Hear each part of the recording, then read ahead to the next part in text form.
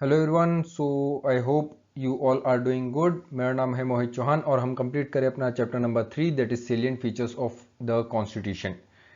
हम कवर कर रहे हैं यहाँ पे एम लक्ष्मीकांत की पूरी सीरीज। एम लक्ष्मीकांत को पूरा कॉम्प्रिहेंसिवली कवर करेंगे। अल्टीमेट कोर्स हो जाता है ये आपका इंडियन पॉलिटी के लिए, ठीक है। और ये चैप्टर आपका salient features of the constitution, इसके बारे में काफी कुछ डिस्कस कर चुके हैं। We have already covered the 11 salient features of the Indian constitution. Now we have to start with the 12th one. So let's start. This is something about me. आप मुझसे यहाँ पे जुड़ सकते हैं विद माई टेलीग्राम चैनल।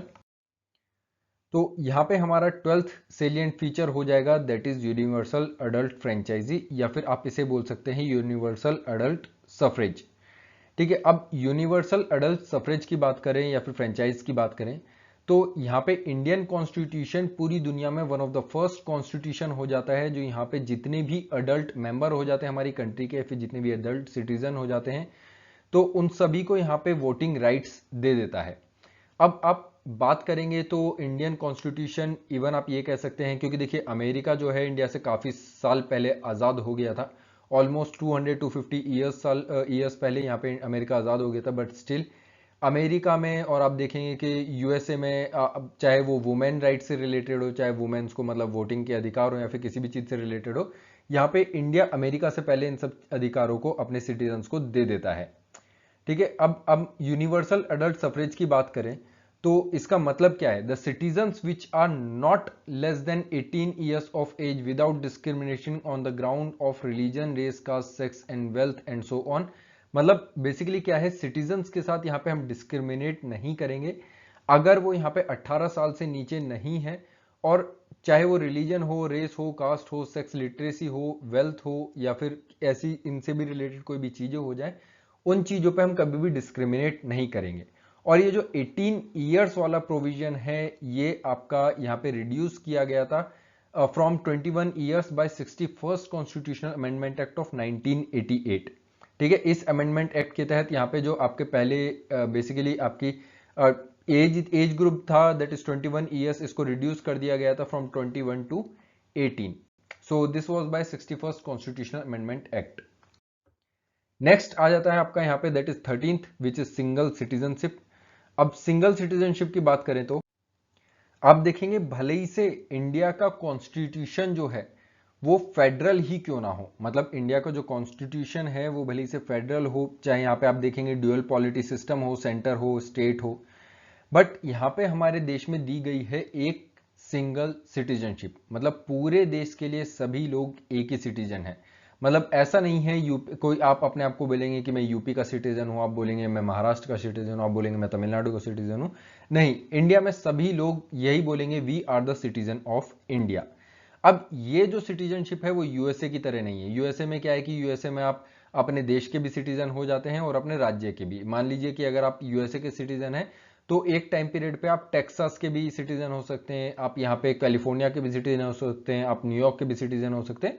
तो इस type से आप यहाँ पे अलग अलग राज्य, चाहे वो आपका कोई भी राज्य हो, 50 राज्यों के आप सिटीजन हो सकते हैं, और उसी टाइम पे आप यूएसए के भी सिटीजन कहलाएंगे, ठीक है। अब देखिए यहाँ पे जितने भी इंडिया के सिटीजन्स हैं उनके लिए सभी के पास सेम पॉलिटिकल और सिविल राइट्स हैं, चाहे वो कहीं पे भी पैदा हुए हों, चाहे वो कहीं पे भी रिजाइड करते हों, बट उन सभी के पास सेम सिविल और पॉलिटिकल राइट्स हैं, चाहे वो इंडिया के किसी भी कोने में यहाँ पे रहते हो। और उन पे इस बेसिस पे कि वो कहाँ पे पैदा हुए हैं या फिर कहाँ पे रहते हैं, उनके साथ कभी भी इस चीज पे डिस्क्रिमिनेशन नहीं होगा। So that is the thing about the single citizenship. फिर यहाँ पे आ जाता है आपका इंडिपेंडेंट बॉडीज। देखिए इंडिया में जो है आपका एक कॉन्स्टिट्यूशन बनाया गया है, और यही जो कॉन्स्टिट्यूशन है आपका bulwark of democratic system of government of India. But इस बुलवॉक के साथ साथ आपके बहुत सारे, देखिए बहुत सारे ऑर्गन्स हैं, चाहे वो आपके लेजिस्लेटिव ऑर्गन्स हो, चाहे वो एग्जीक्यूटिव ऑर्गन्स हो, चाहे वो आपके जुडिशियल ऑर्गन्स हो। इनके अलावा कुछ ऐसी सेंट्रल और स्टेट में बॉडीज दी गई हैं जो इन सब चीजों को यहाँ पे कंट्रोल करती हैं। मतलब बेसिकली इंडियन जो एग्जीक्यूटिव सिस्टम है उनको यहाँ पे कंट्रोल करती हैं। जैसे कि आप देखेंगे इलेक्शन कमीशन ऑफ इंडिया, फिर इसके बाद आ जाता है आपका यहाँ पे controller and auditor general of India, फिर उसके बाद यहाँ पे जैसे यूपीएससी हो जाएगा, एसपीएससी हो जाएगा। अब ये सब क्या है, ये सब इंडिपेंडेंट बॉडीज हैं, और ये इंडिपेंडेंट बॉडीज भी क्या हो जाएंगी, these are the salient features of the constitution. Basically these are the constitutional bodies. ये सभी यहाँ पे क्या हो जाएंगी, ये सभी कॉन्स्टिट्यूशनल बॉडीज हो जाएंगी। फिर इधर हमारा एक सबसे इंपॉर्टेंट सेलिएंट फीचर आ जाएगा, दैट इज इमरजेंसी प्रोविजंस। अब इमरजेंसी प्रोविजंस की बात करें तो इंडियन कॉन्स्टिट्यूशन कंटेन करता है एलेबोरेट इमरजेंसी प्रोविजंस, ठीक है, जो यहाँ पे बेसिकली इनेबल करते हैं प्रेसिडेंट को कि वो किसी भी एक्स्ट्रा ऑर्डिनरी सिचुएशंस में, मतलब अगर इंडिया में कोई एक्स्ट्रा ऑर्डिनरी सिचुएशंस आ जाती हैं, मान लीजिए कोई वॉर हो जाए, ठीक है, या फिर इंडिया में सेफ गार्ड की कोई प्रॉब्लम हो जाए, ठीक है, या फिर सॉवरेनिटी में दिक्कत आ जाए, यूनिटी इंटीग्रिटी या फिर सिक्योरिटी ऑफ द कंट्री में कोई दिक्कत आ जाए, तो यहाँ पे प्रेसिडेंट किसी भी टाइम पीरियड पे यहाँ पे इंडिया में क्या डिक्लेयर कर सकता है, इमरजेंसी। अब इंडिया में जो इमरजेंसी है वो 3 टाइप की हैं। सबसे पहली है आपकी नेशनल इमरजेंसी, जो डिक्लेयर होती है अंडर द आर्टिकल ऑफ 352। अब नेशनल इमरजेंसी जो है ये आपके 2 ग्राउंड्स पे डिक्लेयर हो सकती है, दैट इज वॉर और एक्सटर्नल एग्रेशन। मतलब मान लीजिए कि इंडिया की वॉर डिक्लेयर हो जाती है विद चाइना और पाकिस्तान, तो यहाँ पे उस टाइम पे हमारे प्रेसिडेंट जो है वो इमरजेंसी डिक्लेयर कर सकते हैं under the article 352, that is national emergency. फिर इसके बाद हो जाता है आपका स्टेट इमरजेंसी। अब स्टेट इमरजेंसी में क्या होगा, जिसको आप दूसरे नाम से भी जानते हैं, दैट इज प्रेसिडेंट रूल। अब यहाँ पे होता क्या है, अगर मान लीजिए कोई स्टेट है वो गवर्नमेंट की बात मानने से मना कर दे, मान लीजिए कि वेस्ट बंगाल है, अगर वो यहाँ पे बोल दे कि that the government we will not follow your orders, तो इस टाइम पे आप देखेंगे कि इंडिया में क्रिएट हो जाएगी that is failure of constitutional machinery. क्योंकि देखिए इंडिया एक फेडरल सिस्टम है जहां पे आपका कोऑर्डिनेशन चलता है, मतलब सेंट्रल और स्टेट के बीच में कोऑर्डिनेशन चलता है, तो यहाँ पे वो कॉन्स्टिट्यूशनल मशीनरी जो है वो फेलियर हो जाएगी और उस वजह से यहाँ पे क्या हो जाएगा, स्टेट इमरजेंसी डिक्लेयर कर सकते हैं। फिर इसके बाद आ जाता है आपका financial emergency, that is article 360, ठीक है। फाइनेंशियल इमरजेंसी ऑल्दो इंडिया में आज तक कभी भी डिक्लेयर नहीं की गई है, ठीक है, बट यहाँ पे क्या होता है बेसिकली, जब कभी भी इंडिया के क्रेडिट सिस्टम में कोई भी थ्रेट क्रिएट हो जाता है, ठीक है, इंडिया की फाइनेंशियल स्टेबिलिटी बिगड़ जाती है, तो उस टाइम पे अंडर द आर्टिकल ऑफ 360 हम यहाँ पे फाइनेंशियल इमरजेंसी डिक्लेयर कर सकते हैं। इंडिया में ऑल्दो फाइनेंशियल इमरजेंसी कभी भी डिक्लेयर नहीं हुई है। इन सभी इमरजेंसीज को हम अच्छे से डिस्कस करेंगे इन द इमरजेंसी चैप्टर, जिसमें हम यहाँ पे पूरा एक चैप्टर डेडिकेटेड है फॉर द इमरजेंसी, तो उस चीज में यहाँ पे डिस्कस करेंगे। फिर नेक्स्ट आ जाता है दैट इज 3 टियर गवर्नमेंट। अब 3 टियर गवर्नमेंट क्या है, आप देखेंगे कि इंडिया में अब टोटल आपकी 3 टियर ऑफ गवर्नमेंट है, that is central government, state government and local government. Okay, but यहाँ पे आप देखेंगे ये तीनों जो 3 टियर सिस्टम यहाँ पे दे रखा है, ये जब हमारा कॉन्स्टिट्यूशन बना था ना तब नहीं था, तब हमारे पास सिर्फ 2 ही टियर थे, that is central government and state government. उसके बाद आप देखेंगे over the period of time बहुत सारे यहाँ पे लड़ाइयाँ लड़ी जाती हैं, मतलब बेसिकली गवर्नमेंट से, कि यहाँ पे जो लोकल गवर्नमेंट है या फिर जो आपके पंचायत या म्यूनिसिपैलिटीज हैं उनको भी कॉन्स्टिट्यूशनल स्टेटस दिया जाए, ठीक है, तभी तो वो आपके यहाँ पे आ जाएंगे, सेलिएंट फीचर ऑफ कॉन्स्टिट्यूशन में काउंट होंगे। तो यहाँ पे आप देखेंगे कि 73rd कॉन्स्टिट्यूशनल अमेंडमेंट एक्ट आता है, 73rd and 74th constitutional amendment act, आप यहाँ पे 74th भी लिख सकते हैं, that is 73rd and 74th constitutional amendment act of 1992, जिसमें आपका थर्ड टियर ऑफ गवर्नमेंट यहाँ पे ऐड कर दिया जाता है, जिसे आप जानते हैं by the name of local government, या फिर आप जानते हैं by the name of panchayat and municipalities. तो पंचायत क्या हो जाएंगी, लोकल रूरल गवर्नमेंट हो जाएंगी, जो आपके पार्ट 9 में ऐड करी गई थी, ठीक है। ऐसे ही आपके म्यूनिसिपैलिटीज हो जाती हैं जो लोकल अर्बन गवर्नमेंट हो जाएंगी, तो यहाँ पे पार्ट 9 में ऐड करी जाएंगी लोकल रूरल गवर्नमेंट, और पार्ट जो आपका 9A हो जाता है उसमें ऐड करी जाएंगी म्यूनिसिपैलिटीज, जिन्हें आप बोलते हैं अर्बन लोकल गवर्नमेंट्स, ठीक है। और ये आपके आ जाएंगे in the schedule 12 of the constitution, ठीक है। पार्ट 9 किस में आ जाएगा, दैट इज शेड्यूल 11 में, मतलब पार्ट 9 हो जाएगा और शेड्यूल 11 हो जाएगा for the panchayat, and part 9A and schedule 12 हो जाएगा फॉर द म्यूनिसिपैलिटीज।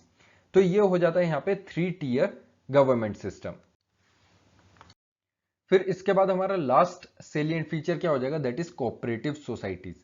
अब कोऑपरेटिव सोसाइटीज जो है इसको कॉन्स्टिट्यूशनल स्टेटस मिलता है by 97th constitutional amendment act of 2011, मतलब अभी रिसेंटली में ही है, 9-10 साल पहले आप यहाँ पे देखेंगे कि 97th कॉन्स्टिट्यूशनल अमेंडमेंट एक्ट लाया गया था, तो इस वजह से यहाँ पे आपका कोऑपरेटिव सोसाइटीज इस साल के लिए भी वैसे भी इंपॉर्टेंट हो जाता है फॉर 2021, क्योंकि इसके 10 साल पूरे हो चुके हैं, ठीक है, 10 ईयर्स यहाँ पे कंप्लीट हो चुके हैं। अब यहाँ पे देखेंगे तो काफी सारी चेंजेस लाए गए थे bye 97th constitutional amendment act. तो क्या क्या चेंजेस हो जाते हैं, पहला हो जाता है it made the right to form cooperative societies a fundamental right, मतलब अब कोऑपरेटिव सोसाइटीज बनाना आपका एक यहाँ पे क्या हो जाएगा, संवैधानिक अधिकार हो जाएगा, फंडामेंटल राइट हो जाएगा अंडर द आर्टिकल 19। ठीक है, फिर उसके बाद आप यहाँ पे देखेंगे it also included the new DPSP. ठीक है, नया डीपीएसपी ऐड किया जाता है on promotion of cooperative societies, that is article 43B। फिर यहाँ पे it added a new part that is 9B in the constitution which is entitled as cooperative societies. ठीक है, और इसमें आप यहाँ पे देखेंगे आर्टिकल ऐड किए जाते हैं फ्रॉम 243ZH टू 243ZT। ठीक है, यहां तक क्या किए जाएंगे, आपके ये आर्टिकल ऐड कर दिए जाते हैं। So these are all the salient features of the Indian constitution. देखिए जितने भी आपके सेलिएंट फीचर्स है ना, ये आप देखेंगे धीरे धीरे धीरे धीरे हम सारे ही इनके ऊपर चैप्टर्स कवर करने वाले हैं। सभी एक एक चैप्टर्स हैं, चाहे वो कोई सा भी हो, 3 टियर गवर्नमेंट हो, ठीक है, चाहे आपका फंडामेंटल राइट्स हो, फंडामेंटल ड्यूटीज हो, इमरजेंसी प्रोविजंस हो, तो ये सभी क्या है, अलग अलग चैप्टर्स हैं आपके लक्ष्मीकांत हैं, बहुत इन डेप्थ कवर करेंगे इन सभी चीजों को। अब देखिए सेलिएंट फीचर्स हैं तो डेफिनेटली कुछ ना कुछ क्रिटिसिज्म भी होंगे। तो अब इन क्रिटिसिज्म की बात कर लेते हैं कि what are these criticism, and ये क्रिटिक्स बार बार आएंगे आपके सामने और कुछ क्रिटिसिज्म बताएंगे आपको इंडियन कॉन्स्टिट्यूशन के बारे में। तो सबसे पहले अब बात करें इंडियन कॉन्स्टिट्यूशन के क्रिटिसिज्म की, तो यहाँ पे इसको कई बार बोला जाता है it is a borrowed constitution. मतलब ये बोलते हैं यहाँ पे हमारे कॉन्स्टिट्यूशन में कुछ भी नया नहीं है। ठीक है, तो ये आपके सामने आ जाएंगे क्रिटिक्स और ये बोलेंगे कि ये एक बोरोड कॉन्स्टिट्यूशन है, यहाँ पे कुछ भी नया नहीं है, कुछ भी ओरिजिनल नहीं है, सब कुछ हमने बोरो किया है कहीं ना कहीं से। इसे आप बैग ऑफ बोरोइंग्स भी बोल सकते हैं, हॉच पॉच कॉन्स्टिट्यूशन भी बोल सकते हैं। मतलब आपने सब कुछ यहाँ पे, जैसे आप ये देख सकते हैं ना, हॉच पॉच कर दिया आपने, अलग अलग बाइक्स के पार्ट यहाँ पे जोड़ दिए हैं एक ही बाइक में। ठीक है, तो इसी टाइप से आपने अपना कॉन्स्टिट्यूशन भी बनाया है कि आपने अलग अलग दुनिया के हर एक जगह से पार्ट इकट्ठे किए और यहाँ पे आपने एक हॉच पॉच कॉन्स्टिट्यूशन बना दिया है। फिर इसके बाद कई बार इसे बोला जाता है by the name of patchwork constitution. ठीक है, इसे पैचवर्क कॉन्स्टिट्यूशन के नाम से भी जाना जाता है। तो ऐसे ही क्रिटिक्स जो है इसको कई बार क्रिटिसाइज करते हैं कि इंडियन कॉन्स्टिट्यूशन आपका बेसिकली क्या है, एक बोरोड कॉन्स्टिट्यूशन है। हमने यहाँ पे ये सोचा कि अगर हम नया कॉन्स्टिट्यूशन बनाएंगे तो कुछ ना कुछ फ्लॉज क्रिएट हो जाएंगे, तो उन फ्लॉज को हमने दूर रखने के लिए यहाँ पे क्या कर दिया, एक पुराने जो कॉन्स्टिट्यूशन पूरी दुनिया में बने हुए थे, जितने भी constitution, we have almost carried the provisions of 60 constitution. जब हम अपना कॉन्स्टिट्यूशन बना रहे थे तो उस टाइम पे हमने 60, बेसिकली आप देखेंगे कि 60 कॉन्स्टिट्यूशन को यहाँ पे देखा गया था। अब अगर आप देखें जब इन क्रिटिक्स को बी आर अम्बेडकर जी कुछ जवाब देते हैं इन कॉन्स्टिट्यूशन असेंबली, तो आप देखेंगे बी आर अम्बेडकर जी ये बोलते हैं देखो, भले ही से हमने अपने कॉन्स्टिट्यूशन को दुनिया भर से बोरो किया, बट हमने यहाँ पे जितने भी, मतलब बेसिकली जितनी भी चीजें बोरो करी हैं, या फिर आप देखेंगे जितनी भी प्रोविजंस या आर्टिकल्स को हमने यहाँ पे फेच किया है from other constitution, these are not the same. ठीक है, मतलब ये बिल्कुल सेम नहीं है। अगर आप देखेंगे by the end of the day यहाँ पे बहुत सारे वेरिएशंस लाए गए हैं, यहाँ पे बहुत सारे फॉल्ट्स रिमूव किए गए हैं जो दूसरे कॉन्स्टिट्यूशंस में थे। यहाँ पे हमने बहुत सारे चेंजेस को अकोमोडेट किया है अपनी कंट्री के अनुसार, हमारी जो कंट्री की नीड्स थी, हमारी जो कंट्री की डिमांड्स थी, उसको हमने यहाँ पे अकोमोडेट किया है इन आवर कॉन्स्टिट्यूशन। तो यहाँ पे बी आर अम्बेडकर जी ये बोलते हैं कि देखो, भले ही से हमने कॉन्स्टिट्यूशन दूसरी जगहों से लिया हो, बहुत सारे प्रोविजंस लिए हो, बट हमने उनमें मॉडिफिकेशन किया है, हमने उनको चेंज किया है अकॉर्डिंग टू आवर नीड, ताकि हम यहाँ पे कम से कम गलतियां करें और एक बेस्ट कॉन्स्टिट्यूशन किस पूरी दुनिया में यहाँ पे दे पाए। So this is the thing. फिर यहाँ पे सेकंड क्रिटिसिज्म आप देखेंगे कि बोला जाता है कई बार क्रिटिक्स के द्वारा that it is a carbon copy of 1935 act, जो आपका government of India act of 1935 हो जाता है, उसका ये पूरा पूरा एक कार्बन कॉपी हो जाएगा। तो क्रिटिक्स के द्वारा ये भी कहा जाता है। अब देखिए, भले ही से क्रिटिक्स कुछ भी कहें, बट आप देखेंगे यहाँ पे ऑफ कोर्स सी बात है 1935 एक्ट के जो है काफी सारे प्रोविजंस नहीं लिए गए हैं, कुछ प्रोविजंस डेफिनेटली लिए गए हैं जो सूट कर रहे थे हमारी नीड्स को, क्योंकि from 1935 to 1947 our politicians have gained so much of confidence in parliamentary system. तो पार्लियामेंट्री सिस्टम हो जाता है, तो बहुत सारी चीजें हमने यहाँ पे इन चीजों से यहाँ पे बेसिकली क्या है, बोरो करी है फ्रॉम द 1935 एक्ट। तो यहाँ पे आप देखेंगे क्रिटिक्स में एन श्रीनिवासन हो जाते हैं, जो बोल देते हैं both in language and substance it is a close copy of act of 1935। ठीक है, भले से वो लैंग्वेज हो या सब्सटेंस हो। फिर ऐसे ही आइवरी जेनिंग भी बोल देंगे कि that constitution derives directly from the act of 1935। ठीक है, फिर उसके बाद यहाँ पे पी आर देशमुख अगेन से यहाँ पे क्या बोलते हैं, that is the constitution is government of India act 1935 with only adult franchise. हमने यहाँ पे सिर्फ एक्स्ट्रा में अडल्ट फ्रेंचाइज ऐड की है, बाकी तो सब कुछ हमने सेम ही रखा है। So all these are the things. But B R Ambedkar ji फिर से आते हैं और इनको जवाब देते हैं और बोलते हैं भाई मे आई कम इन, मतलब भाई अब यहाँ पे सब कुछ जो जवाब देने की जिम्मेदारी थी वो किसकी थी, क्योंकि ड्राफ्ट किया था किसने constitution, that is B R Ambedkar. अब बी आर अम्बेडकर ने जब कॉन्स्टिट्यूशन ड्राफ्ट किया और जब क्रिटिक्स क्रिटिसाइज करेंगे तो डेफिनेटली जवाब भी कौन देगा, वो बी आर अम्बेडकर जी ही देंगे। तो बोलते हैं देखो यहाँ पे कोई शर्माने वाली बात नहीं कि हमने बोरो किया है, और बोरो करने में कोई गलत भी बात नहीं है, ठीक है। इट इन्वॉल्व्स नो प्लेगरिज्म, ठीक है। तो ये यहाँ पे इस चीज को बोलते हैं। अब ये एक और चीज बोलते हैं, देखो गवर्नमेंट ऑफ इंडिया एक्ट से हमने बहुत सारे प्रोविजंस लिए हैं, हम मानते हैं, बट यहाँ पे बहुत सारे प्रोविजंस हमने छोड़े भी हैं, और जितने भी प्रोविजंस लिए हैं वो मोस्टली रिलेट करते हैं किससे, दैट इज एडमिनिस्ट्रेशन से, मतलब जो आपकी डिटेल्स हैं एडमिनिस्ट्रेशन की उनसे रिलेट कर जाते हैं। So that will be the thing. तो इसलिए ये पूरी कार्बन कॉपी नहीं है, yes we have taken the administrative details of the constitution. फिर इसके बाद यहां पे थर्ड आ जाता है that this constitution is un Indian और एंटी इंडियन। अब ये तो बहुत बड़ी बात हो जाती है अन इंडियन या एंटी इंडियन बोलना। तो क्रिटिक्स ये भी बोलते हैं ये जो कॉन्स्टिट्यूशन है आपका ये अन इंडियन है या फिर एंटी इंडियन है। क्यों? क्योंकि जो इंडिया के पॉलिटिकल ट्रेडिशंस हैं या फिर जो स्पिरिट ऑफ इंडिया है ये उस चीज को रिफ्लेक्ट नहीं करता है, ठीक है। अब यहां पे ऐसा क्यों कहा जा रहा है? क्योंकि देखिए हमारा जो कॉन्स्टिट्यूशन था उसमें बहुत सारे फॉरेन प्रोविजंस थे, क्योंकि हमने जितने भी आपके प्रोविजंस लिए हैं in the constitution they are from the foreign constitutions, ठीक है। जैसे यूएसए का कॉन्स्टिट्यूशन हो जाएगा, ब्रिटेन का कॉन्स्टिट्यूशन है, अमेरिका का आप यहाँ पे देखें कनाडा का है, साउथ अफ्रीका का है, फिर इधर हमने बहुत सारे प्रोविजंस जापान से लिए हैं, आपके ऑस्ट्रेलिया से ले लिए हैं। तो ये बोलते हैं कि यहाँ पे इंडिया के स्पिरिट के बारे में तो आपने बात ही नहीं की है, क्योंकि हमारा जो कॉन्स्टिट्यूशन है वो फॉरेन इन नेचर है, तो it is unworkable in India. और यहीं पे आ जाते हैं आपके के हनुमंथरिया, ठीक है। अब ये के हनुमंथरिया यहाँ पे क्या बोलते हैं कि हमारी जो कॉन्स्टिट्यूएंट असेंबली थी इन्होंने ये चाहा था, मतलब के हनुमंथरिया बेसिकली ही was a member of constituent assembly, इन्होंने ये बोला कि we wanted a music of veena और that is veena and sitar, ठीक है। हमने एक वीना और सितार लाना चाहा था, बट हमें यहाँ पे क्या मिला, हमें एक मिला यहाँ पे इंग्लिश बैंड, ठीक है। तो ये बोलते हैं। फिर उसके बाद आप यहाँ पे देखेंगे कि ऐसे ही लोकनाथ मिश्रा क्या बोलते हैं, लोकनाथ मिश्रा भी आपके मेंबर थे ऑफ दिस कॉन्स्टिट्यूएंट असेंबली। तो ये बोलते हैं ये एक स्लेविश इमिटेशन है ऑफ द वेस्ट, ठीक है। हम अभी भी वेस्ट के स्लेव ही हैं, क्योंकि हमने पहले भी वेस्ट को ही कॉपी करना चाहा और अभी हम वेस्ट को ही कॉपी कर रहे हैं। So this will be the thing. फिर ऐसे ही आपके यहाँ पे एक और मेंबर हो जाते हैं दैट इज लक्ष्मी नारायण साहू, जो आपके कॉन्स्टिट्यूएंट असेंबली के मेंबर थे। ये भी क्या बोलते हैं कि जो हमारा बेसिकली कॉन्स्टिट्यूशन है यहाँ पे जो जितने भी आइडियल्स हैं, जितने भी आपके ड्राफ्टेड कॉन्स्टिट्यूशन में आइडियल्स हैं, they are framed have no manifested relation to the fundamental spirit of India, ठीक है। अब ये क्या बोलते हैं, this constitution would not provide suitable would break down soon and after being brought into the operation. जैसे ही हम इसको ऑपरेशन में लेके आएंगे तुरंत हमारा कॉन्स्टिट्यूशन यहाँ पे क्या है, बिखर जाएगा, क्योंकि हमने पूरा का पूरा सिस्टम कहां से ले लिया है, बाहर विदेशों से लिया है, हमने कुछ अपना तो बनाया ही नहीं। और जब हमने विदेशों से लिया है तो definitely we are doomed to fail. तो ये चीजें यहाँ पे क्रिटिक्स के द्वारा कही जाती हैं। फिर यहाँ पे फोर्थ प्रोविजन हो जाएगा that is it is an un-Gandhian constitution. अब अनगांधीयन कॉन्स्टिट्यूशन का मतलब क्या है, देखो it does not contain the philosophy and ideals of the Mahatma Gandhi, ऐसा क्रिटिक्स का कहना है। अब देखो यहाँ पे ये चीज जो है वो काफी हद तक सही भी है, क्योंकि आप देखेंगे हमने जो आजादी पाई वो किसके विचारों पे पाई, हमने वो पाई आपके महात्मा गांधी जी के विचारों पे, बट उन्हीं के विचारों पे हमने यहाँ पे अपना कॉन्स्टिट्यूशन फ्रेम नहीं किया।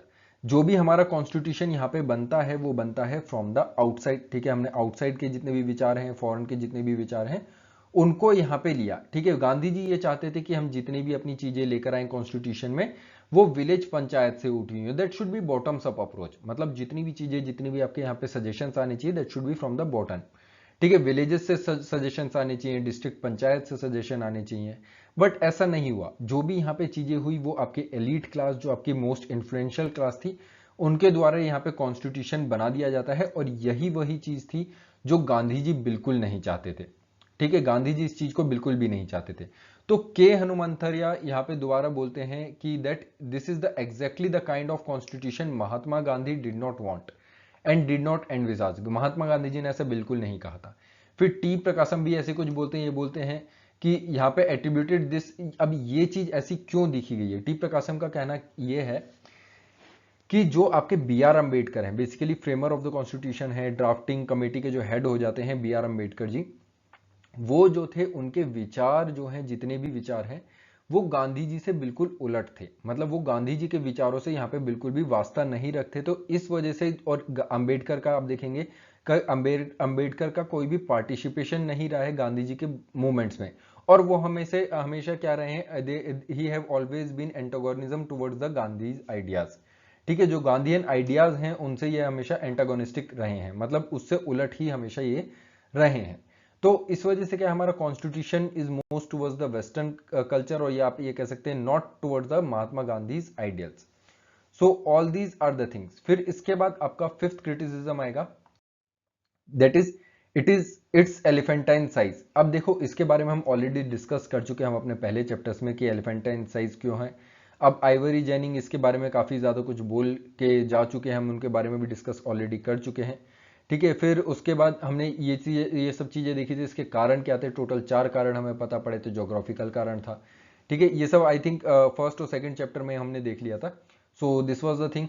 फिर यहाँ पे आपका सिक्स्थ क्या हो जाएगा, that is it is a paradise for lawyer. अब पैराडाइज फॉर लॉयर क्यों है, क्योंकि देखिए लीगल लैंग्वेज यहाँ पे और जितनी भी फ्रेजोलॉजी यूज करी गई है कॉन्स्टिट्यूशन में वो काफी लोगों को यहाँ पे कॉम्प्लेक्स लगती है, आम आदमी उसको बहुत इजीली समझ नहीं सकता है। ठीक है, अब इसमें इतने सारे वर्ड्स और ऐसे ऐसे वर्ड्स यूज किए हैं जो आम आदमी की समझ से बिल्कुल पार है। ठीक है, और जो आपकी फ्रेजोलॉजी है, मतलब जो यहाँ पे फ्रेजेस यूज किए हैं वो भी बहुत ज्यादा डिफिकल्ट हैं। अब इसका एक सबसे इंपॉर्टेंट कारण क्या हो जाता है, वो है लॉयर्स। क्योंकि आप देखेंगे इंडिया की जो कॉन्स्टिट्यूएंट असेंबली थी उसमें मेजॉरिटी ऑफ द जो जितने भी लोग थे वो सभी लोग क्या थे, लॉयर्स थे। और इसी वजह से यहाँ पे जितने भी लॉयर्स हैं, क्योंकि देखो उनको आदत होती है वो टेढ़े मेढ़े वर्ड पढ़ने की, वो टेढ़े टेढ़े सेंटेंसेस पढ़ने की, ठीक है, वो बेकार बेकार घटिया घटिया फ्रेजेस पढ़ने की। तो इस वजह से आप देखेंगे कि यहाँ पे जो लॉयर्स हैं वो इस चीज के लिए, ये तो उनके लिए हेवन हो जाता है, क्योंकि वो अपने मन मुताबिक आज की डेट में अगर आप देखें तो because they know they have a better understanding of constitution, या फिर आपके जितने भी जनरल लॉज हो जाते हैं तो वो यहाँ पे पब्लिक को काफी ज्यादा लूट कर लेते हैं। तो ये सब चीजें हो जाती हैं। फिर उसके बाद मैं ऐसा नहीं बोला कि सभी लॉयर्स, बट कुछ लॉयर्स डेफिनेटली ये सब यहाँ पे कर लेते हैं। फिर अब आप देखेंगे इस वजह से क्या है, यहाँ पे जो वर्डन्स है ना, बर्डन ऑफ वर्ड्स जो है वो लोगों पे आ जाता है, और ये जो चीजें हैं ना ये बहुत इजीली एलिमिनेट की जा सकती थी। जैसे आप देखेंगे ब्रिटेन का कॉन्स्टिट्यूशन है ही नहीं, ठीक है, यूएस का कॉन्स्टिट्यूशन बहुत छोटा है, साउथ अफ्रीका का कॉन्स्टिट्यूशन अगेन अराउंड 50-60 पेजेस का है। तो इस टाइप से आप देखेंगे बहुत सारे कॉन्स्टिट्यूशन है, क्या तो जो एक पेज में कंप्लीट हो जाते हैं, या फिर वो कुछ 10-20-100 पेजेस में सारे के सारे कंप्लीट हो जाते हैं। हमारा जो कॉन्स्टिट्यूशन है that is in hundreds of pages, ठीक है, बहुत सारे पेजेस में हमारा यहाँ पे कॉन्स्टिट्यूशन बन के तैयार हुआ है। So all these are the criticism of the constitution. So I hope you like this session. अगर आपको ये सेशन पसंद आया है तो you can just like the video, you can subscribe our channel, you can just press the bell icon ताकि आपको classes के नोटिफिकेशन मिलते रहें। और प्लीज अपने जितनी भी चीजें हैं, जितने भी सजेशंस हैं, हमें कमेंट बॉक्स में लिख के बता सकते हैं, ठीक है। और आपके कोई भी आइडियाज हैं जो आप शेयर करना चाहते हैं, you can just share us with in the comment box. और आप यहाँ पे मुझसे इस टेलीग्राम ग्रुप से भी जुड़ सकते हैं, और यहाँ पे मुझसे जो भी आप बातचीत करना चाहते हैं या फिर जो कोई सजेशन लेना चाहते हैं आप मुझसे यहाँ पे जुड़ सकते हैं, that is UPSC with Mohit Chauhan, ठीक है। So we will again meet in our next chapter, that is chapter number 4, और वहां पे हम अपनी नेक्स्ट वीडियो से शुरुआत करेंगे। तब तक के लिए bye bye, take care, have a great day.